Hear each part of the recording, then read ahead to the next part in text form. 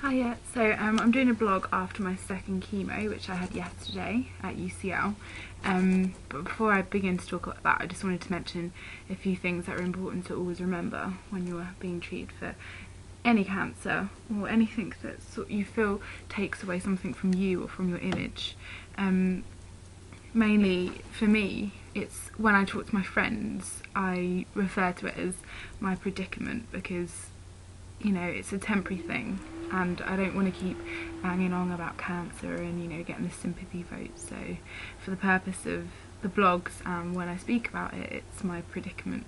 It's just something that I'm doing right now because, you know, breast cancer doesn't define me as a person. Before this all happened, I was, you know, a strong woman. I was doing my degree, I was in Reading, I was about to be looking for jobs in London and things. So, you know, all that's just on temporary hold. So, you know, it's important to remember when you're diagnosed that your life doesn't end in any way. If anything, opportunities open up for you to do good and meet new people and to know who your real friends are. So, you know, it's not all negative. You know, so when people look at me, the first thing they think shouldn't be breast cancer because I'm so much more than that. And in turn, when you have this positive energy about you, not only do you feel better with treatment, but you also, you know, it's massively helped my family to deal with it as well.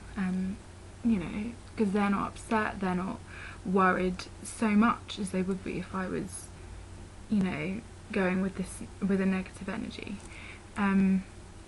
Anyway, that's just something for you to remember and to try and do, because positive energy seriously helps with chemo. Like, seriously. As I said, my first chemo, I felt so good. I felt so normal. I was able to go out with my friends. Nothing was different. So you really need to try and be positive. So yesterday I had my second chemo, and I had no sickness last night, which was awesome. I felt a bit queasy. I only had soup when I got in, so no heavy meals or anything, nothing. Just in case, if you are sick and you throw it up, you will probably decide that you don't like that food anymore, as last time with salmon. It was pretty long there yesterday. I was waiting like 3.5 hours before the treatment even begun because it was pretty busy there. So, you know, you really have to have patience when you're being treated because it doesn't all happen straight away. I mean, chemo itself can be anything from 3 months to 6 months. So it really is a long process and you really do need to get some patience. So, now that I wasn't sick last night, I'm feeling more positive than ever that I'm going to be absolutely fine after the second chemo. There was a lot of people there. There was a young woman as well, and I think she was interested in me because she saw that I was young and she was having her first chemo. So, you know, I wanted to talk to her actually, but I was moved, so I couldn't begin.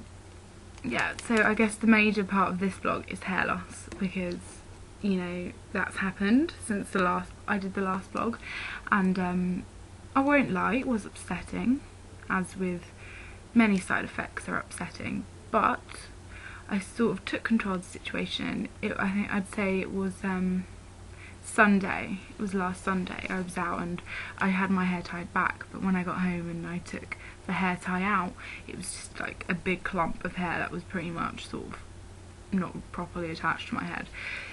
So I was supposed to be waiting until Monday to go and get it shaved, but then I sort of, you know, I got a bit upset, I gave into a few tears and I said to my nan, we need to whack it off because it's also uncomfortable. Like, it's not just a case of your hair just elegantly falling off, it's actually, you know, it's hot, it's itchy, it's uncomfortable, it's not great. So I said, nan, let's whip it off. And so we went into the kitchen and just sat down, and I thought, you know, this is it, this is the moment, I'm gonna get upset.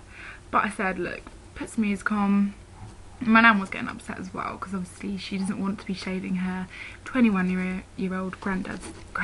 Yes, my granddad was there too. He's partially blind, but he still managed to shave my hair off, so, you know, he needs a hairdresser. We put some music on and we got the scissors out first and we just chopped all the length off, and then we attacked it with the razors. Instead of just, you know, going straight up to a mirror and taking it all in at once, I just looked in the reflection of the microwave first, just to sort of get some idea of what to expect. And then I thought, well, you know, it's not that bad. It's not that bad. It's only hair. Hair's just an accessory at the end of the day. As you can see, I'm wearing a red wig here that came this morning. It needs to be cut and styled, but because this is way too long for me. It's like mermaid hair. But, you know, it really doesn't faze me too much. And with hair, it's going to come back. It's totally going to come back. So you shouldn't get too attached to it in the first place, to be honest. So yes, I'm not actually fully bald yet. It's sort of a bit patchy and stuff, but it's pretty much off. But yeah, that was hair loss. And another thing just to update you about is that I'm going to be going now for the genetic testing in a week's time, so we can really find out why this has happened to me, if I do carry the breast cancer gene and things. So it's really important to find out, because it will influence my decisions for surgery after chemo. So yeah, so that was pretty much it at the moment. Just, you know, enjoying experimenting with wigs, staying positive, feeling fine. You know, I'm on the 5 days anti-nausea medication now, which isn't the best because it sort of makes you a bit constipated, but it's fine. I've got things to stop that. There's always something to help, but you have to be careful about what you're taking, because obviously you don't want to be taking anything too strong. So you should always check with your doctor what you're taking and make sure you tell them that you're on chemo to see what's safe for you.